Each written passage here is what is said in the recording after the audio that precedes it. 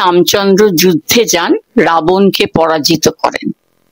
পরাজিত করে যখন তিনি জয়ের পতাকা উড়িয়ে বাড়ি ফিরছেন, সেই দশমীকেই বলা হয় বিজয়া দশমী। গান্ধী আমাদের অসহযোগ এবং অহিংসা আন্দোলনের পথ দেখিয়েছিলেন, যাতে স্বাধীনতাটা অনেক দ্রুত গতিতে এগিয়েছিল।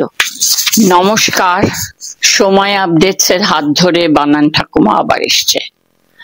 আজকে আমি দুটো জিনিস নিয়ে বলবো। আজকে আমাদের এই 2025-এ এই বিজয়া দশমী পড়লো হচ্ছে 2রা অক্টোবর। 2রা অক্টোবর হচ্ছে আমাদের মহান নেতা, মহান দেশসেবক মহাত্মা গান্ধীর জন্মদিন।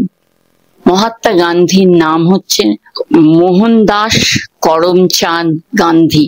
এই মোহন বানানটা হচ্ছে ময়কার হ দন্ত ন, করমচাঁদ ক বয়শূন্য র ম, চাঁদ হচ্ছে ছয়াকার ছন্দবিন্দু দ চাঁদ, গান্ধী গয়াকার নয় ধয়। এখানে ত বর্গের জন্যে নয়ের সঙ্গে ধ যুক্ত হলো, দীর্ঘী হয়ে গেল। এটা কেউ ভুলবে না, গান্ধী বানান। গান্ধী আমাদের অসহযোগ এবং অহিংসা আন্দোলনের পথ দেখিয়েছিলেন, যাতে স্বাধীনতাটা অনেক দ্রুত গতিতে এগিয়েছিল। অহিংসা, অ হয়হস্যি দন্ত সয়াকার, অহিংসা। আর অসহযোগ মানে সহযোগিতা করব না ব্রিটিশের সঙ্গে, পরাধীন ভারতবর্ষে ব্রিটিশের সঙ্গে উনি কোনো সহযোগিতা করেননি, এবং দেশের মানুষকে তিনি আহ্বান করেছিলেন যাতে কেউ আমরা ব্রিটিশের জিনিসপত্র না কিনি, না পড়ি ইত্যাদি। স্বাধীনতা হয়েছিল আমাদের 47 সালে।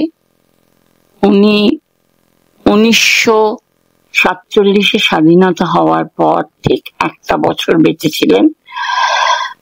1948-এর জানুয়ারি মাসে ওনাকে একজন গুলিবিদ্ধ করে মেরে ফেলে। অর্থাৎ তার জন্ম হয়েছিল 1893, মৃত্যু 1948। তিনি তার আত্মজীবনী একটা বই লিখেছিলেন, একটা হিন্দু স্বরাজ নিয়ে লিখেছিলেন। আমি এবার একটু বলবো আজকের বিজয়া দশমী নিয়ে। আমি তো আগের দিন বলেছিলাম যে রামচন্দ্র অকাল বোধন করেছিলেন। এবার রামচন্দ্র যুদ্ধে যান, রাবণকে পরাজিত করেন। পরাজিত করে যখন তিনি জয়ের পতাকা উড়িয়ে বাড়ি ফিরছেন, সেই দশমীকেই বলা হয় বিজয়া দশমী। এটা আশ্বিন বা কার্তিক মাসের দশমীর দিন পরে, এটা মনে রাখবে। আশ্বিন বা কার্তিক বানানটা আমি আগের আলোচনায় করেছি, তাই বললাম না।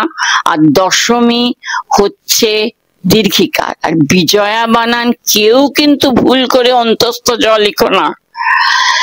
এখানে বড়দের প্রণাম করতে হয়, বড়দের আশীর্বাদ নিতে হয়, এবং গুরুজনদের যারা দূরে থাকেন আমরা তাদের চিঠি লিখতাম। তোমাদের চিঠি লেখা নেই, তোমরা হয়তো মেল করো বা ফোন করো বা ভিডিও কল করো।